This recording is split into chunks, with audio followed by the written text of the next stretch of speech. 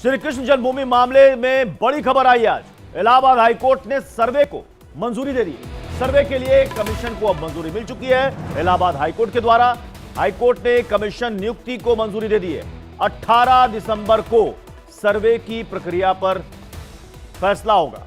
High court ने हिंदू पक्ष की याचिका को मंजूर कर लिया। हिंदू पक्ष ने याचिका में कहा था कि शाही ईदगाह परिसर की सर्वे कराई जाए, जिसको लेकर काफी विवाद पिछले कई सालों से चला रहा है।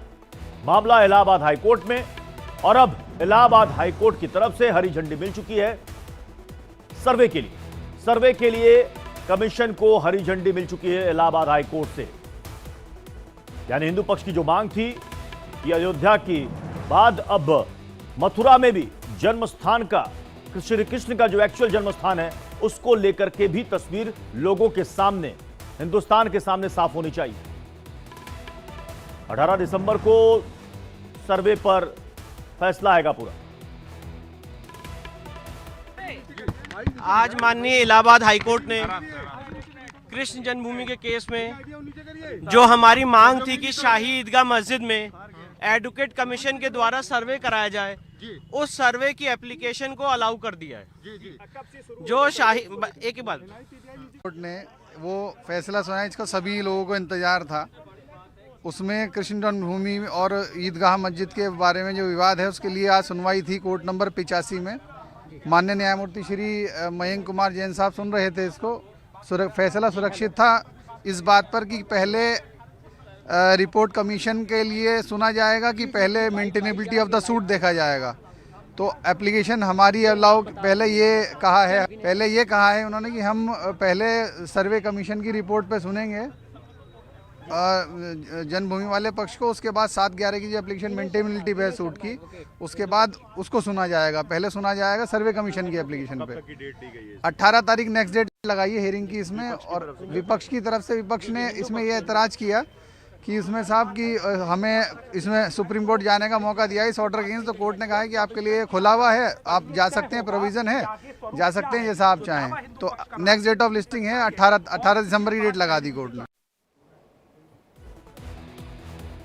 तो इलाहाबाद हाईकोर्ट की तरफ से अब ये साफ हो चुका है कि अब एएसआई की देखरेख में शाही ईदगाह मस्जिद का सर्वे किया जाएगा। लेकिन सर्वे कब से शुरू होगा, उस सर्वे में कौन कौन से लोग उस टीम में शामिल होंगे, इसका फैसला 18 दिसंबर को होगा।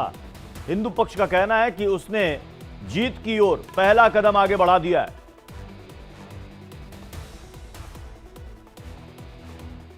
यह पूरा मामला कैसे आगे बढ़ा, यह भी आपको जल्दी से बता देते हैं। श्री कृष्ण जन्मभूमि शाही ईदगाह का यह पूरा मामला है। इलाहाबाद हाईकोर्ट में 18 याचिकाएं लगाई गई थी। शाही ईदगाह का एएसआई सर्वे कराने की मांग चल रही थी। अयोध्या ज्ञानवापी की तर्ज पर एएसआई सर्वे की मांग की जा रही है। 12 अक्टूबर 1968 का समझौता अवैध था, यह हाईकोर्ट ने कहा। शाही ईदगाह को मिली थी 13.37 एकड़ जमीन। शाही ईदगाह की जमीन वापस देने की मांग हिंदू पक्ष की तरफ से की जा रही है। श्री कृष्ण जन्मभूमि को जमीन वापस करने की मांग है। शाही ईदगाह मस्जिद को हटाने की मांग है। कई सारी जो याचिकाएं, 18 याचिकाएं कोर्ट में डाली गई थी, उन याचिकाओं में क्या था, यह डिटेल हमने आपके सामने रखी। और अब ज्ञानवापी की तर्ज पर अब शाही ईदगाह का भी अब सर्वे होगा। लेकिन वो सर्वे की तारीख क्या होगी, कौन कौन सदस्य उसमें होंगे, ये 18 दिसंबर को कोर्ट तय करेगी। लेकिन आज कोर्ट ने कहा है कि हां, इसका सर्वे होना चाहिए और इसके लिए एडवोकेट कमिश्नर की नियुक्ति भी कोर्ट की तरफ से उसको मंजूरी दे दी गई है। एएसआई सर्वे होगा इसका, जैसे ज्ञानवापी मस्जिद का सर्वे हुआ था, उसी की तर्ज पर यहां मांग की जा रही थी हिंदू पक्ष की तरफ से कि मथुरा में भी जो एक्चुअल जन्म स्थान है श्री कृष्ण का, वो शाही ईदगाह मस्जिद के भीतर है और इसका पूरा सच लोगों के सामने आना चाहिए और उसके लिए सर्वे कराया जाना बेहद जरूरी है। जबकि मुस्लिम पक्ष की तरफ से कहा गया था, शाही ईदगाह मस्जिद कमेटी की तरफ से कहा गया था कि यह मामला बहुत पहले ही सुलझाया जा चुका है, दोनों पक्षों में समझौता हो चुका है, इसकी कोई आवश्यकता नहीं है, बेफिजूल विवाद बढ़ाया जा रहा है। लेकिन जब हिंदू पक्ष ने कहा कि जब मामला कोर्ट में है तो कोर्ट का जो निर्णय होगा वही सबको मान्य होगा, इसलिए मामले को कोर्ट में चलने दिया जाए। हमारे साथ तो नाजिम खान इस्लामिक स्कॉलर हमारे साथ इस पर जुड़ चुके हैं। नाजिम भाई, अब कोर्ट को ही तय करने दिया जाए। हाँ प्रत्युष जी, देखिए जिस तरीके से अभी मथुरा के बारे में कहा जा रहा है, शाही मस्जिद के बारे में कहा जा रहा है, तो मैं ये बता दूं कि शाही मस्जिद मुसलमानों की धरोहर है। हाँ। तो इसको अगर इस तरीके से ये कहा जाता है कि इस पे कृष्ण जी पैदा हुए हैं, वहीं शाही मस्जिद के अंदर जहां पर पॉइंट बताया गया वहां पे इन्होंने कहा कि वहीं पे कृष्ण जी पैदा हुए। तो मैं ये कहना चाहता हूँ कि आखिर मस्जिदों के अंदर ही क्यों अपने भारत के जो भगवान है, कृष्ण जी है, राम जी है, आखिर वहीं क्यों पैदा हुए? ये किस तरीके के भ्रम पैदा करके पूरे देश को गुमराह करा जा रहा है? जबकि ये मस्जिद नाजिम भाई, मस्जिद के अंदर नहीं पैदा हुए। श्री कृष्ण का जन्म स्थान आस्था से जुड़ा हुआ विषय है, वहां पर मस्जिद बाद में तामील कराई गई, मस्जिद बाद में बनाई गई।